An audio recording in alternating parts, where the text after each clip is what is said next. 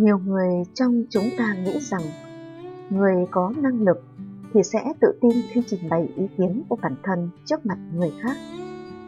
Khi gặp những người như vậy, chúng ta nên lui vào một góc tường để lắng nghe và tiếp thu những ý kiến cá nhân của họ. Tuy nhiên, chúng ta cũng gặp những người hết sức giỏi giang uyên bác nhưng lại rất kiệm lời. Những người khôn ngoan thực sự lại là người không thích nhiều chuyện và không thích bày tỏ ý kiến của mình khi gặp sự việc. Đúng như Lỗ Tấn đã nói rõ ràng ra chưa phải là khinh bỉ, nhưng im lặng mới là khinh bỉ cao nhất. Khinh bỉ cao nhất là im lặng, thậm chí không thèm quay mặt lại nhìn. Nhiều người sợ cảm giác một mình, vì vậy họ luôn cố gắng hết sức để hòa nhập với người khác và bày tỏ ý kiến của bản thân. Tuy nhiên, việc tham gia vào chuyện của người khác đôi khi lại không phải là ý kiến hay. Một người càng nói nhiều lời thì khả năng mắc sai lầm càng lớn. Người nói quá nhiều sẽ có ít thời gian để suy nghĩ và dễ mắc sai lầm. Thậm chí một số người nói quá nhiều và nói khi chưa kịp suy nghĩ gì cả. Điều này có thể sẽ gây ra tai họa. Dù bạn có nói bao nhiêu đi chăng nữa, nếu bạn không làm thì bạn cũng không thể thuyết phục được người khác. Những lời nói sáo rỗng của bạn sẽ gây phản cảm. Không những thế, bạn còn có thể mất đi nhiều về những lời nói của bản thân. Thay vì nói quá nhiều những lời vô nghĩa, bạn nên chọn sự im lặng. Im lặng là vàng. Câu nói này bao giờ cũng đúng.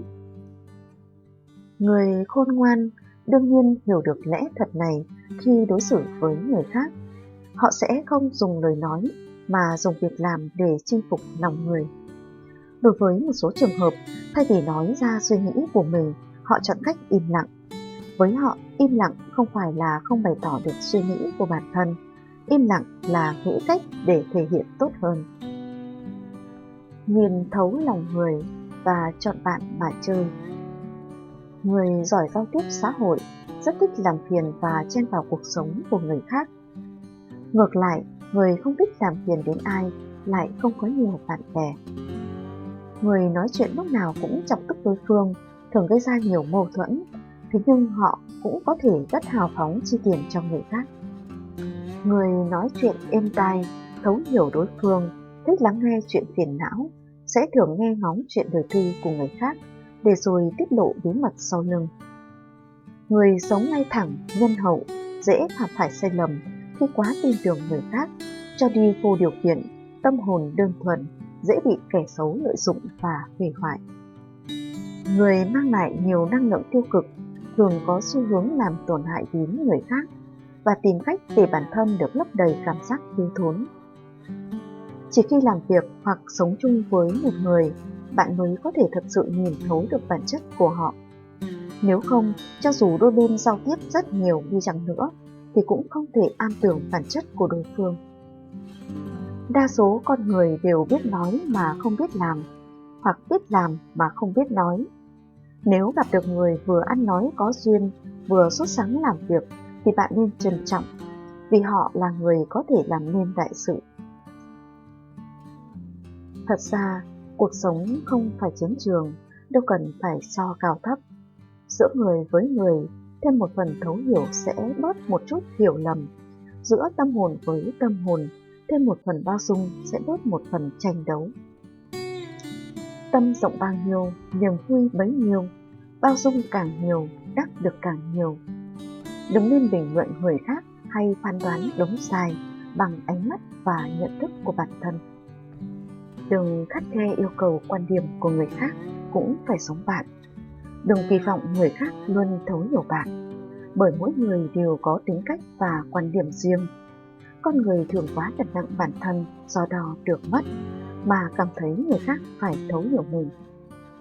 Kỳ thực, hãy coi nhẹ bản thân một chút, giảm bớt cái tôi đi một chút, thêm nhiều sự đồng cảm, cuộc sống mới hạnh phúc hơn. Người càng xuất sắc lại càng bị người đời nói dọc nói ngang. Vậy nên đừng nói xấu sau lưng người khác, cũng đừng để tâm khi bị bàn tán thị phi. Trên thế gian không có việc nào không bị bình luận, cũng chẳng có ai không bị bàn tán bao giờ. Miệng của người khác Chúng ta chẳng thể kiểm soát, nhưng ta lại có thể giữ tâm thản nhiên, lặng nhìn thế sự rối ren.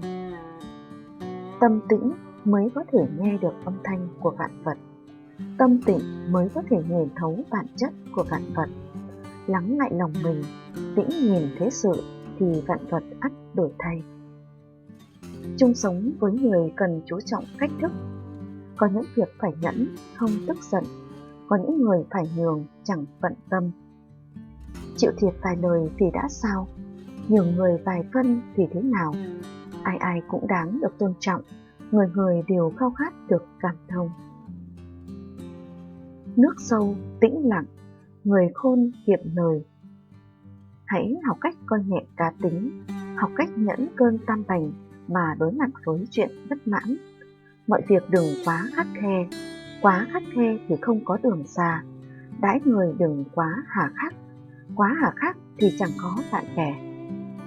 Hiểu cách nhường bước mới có được tấm lòng độ lượng, biết cách khoan dung mới lộ rõ khí chất hơn người.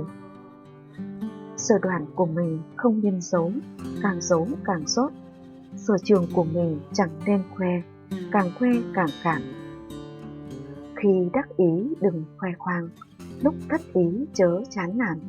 Hoa chẳng thể thắm trăm ngày, người chẳng thể trăm tuổi không suy bại.